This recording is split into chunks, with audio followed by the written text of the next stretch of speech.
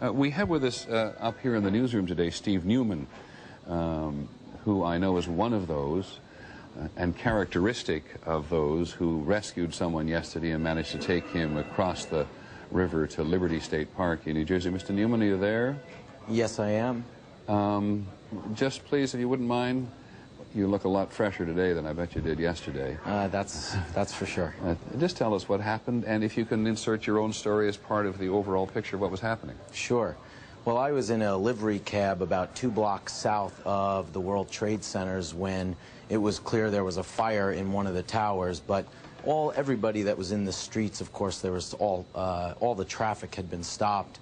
Nobody really understood what was going on other than that there was a fire.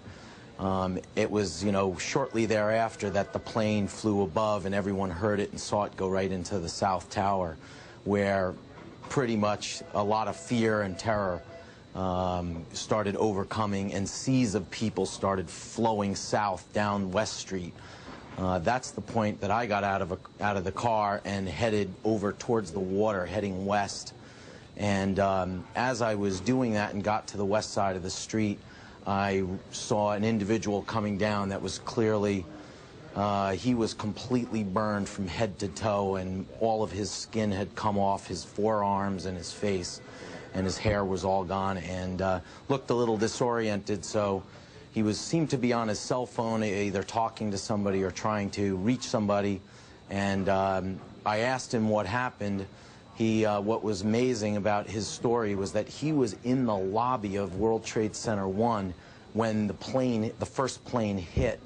And when the debris started coming down, he went back to go into the building to protect himself and was in the revolving doors going back in off West Street when he looked up and a fireball came flying out, I guess from the elevator shafts, that's what he seemed to believe, and blew out all the windows and threw him back onto the street. And obviously, in a fire flash, seared all his skin. But apparently nothing, all his clothes, none of his clothes were burned. So that was pretty amazing. And he was shaking, and it was clear that he needed to get to a hospital. And realizing what was going on, I said, the only way you're getting to a hospital is to get over to the other side of that river. How did you know at that point that, because there was quite a movement from this tip of the lower west side of Manhattan across to Liberty State Park in New Jersey, how did you know to get across to New Jersey and not go somewhere else in New York City? Well, I worked down in the World Financial Center, which is where I was heading to, and I know it's about a 10-minute walk to a subway. You'd have to walk right past those World Trade Centers, and I didn't know where any hospitals were south of there either. So to me, and I see those ferries out my window every day, and I said, if you get to New Jersey, there won't be traffic, there won't be police, because all the traffic was stopped where I was.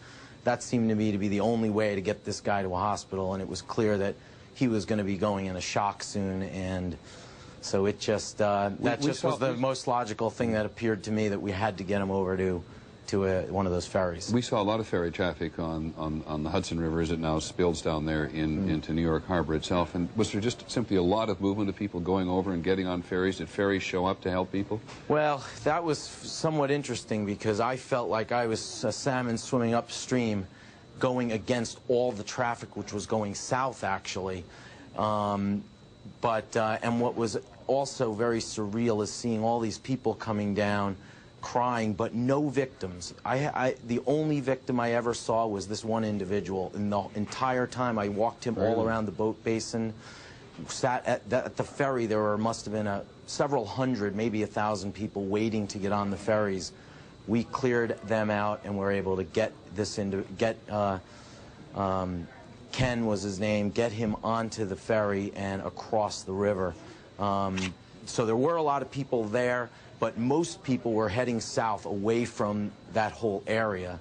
And we were obviously heading against the current there. So well, Ken has a lot to thank you for today, Mr. Newman, and I assume you feel pretty good about yourself, at least in one instance here. Well, it was, I guess I would say I was lucky too, because when we crossed the river and got to the other side, a police officer met us, and shortly thereafter, the towers, one of the South Tower came down, and you could see where all those hundreds of people were waiting, just what was like in a volcano, It comes down a mountain, all that smoke billowing over and covering all the World Financial Center and coming into the water and covering all those people. That was where we were at. So, thank you very much, Mr. Newman. I really appreciate you taking the time. As I said, you probably look and feel better in some respects today than you did yesterday. Now, we're going to check in with the President. We're going to check in with the President in just a minute. And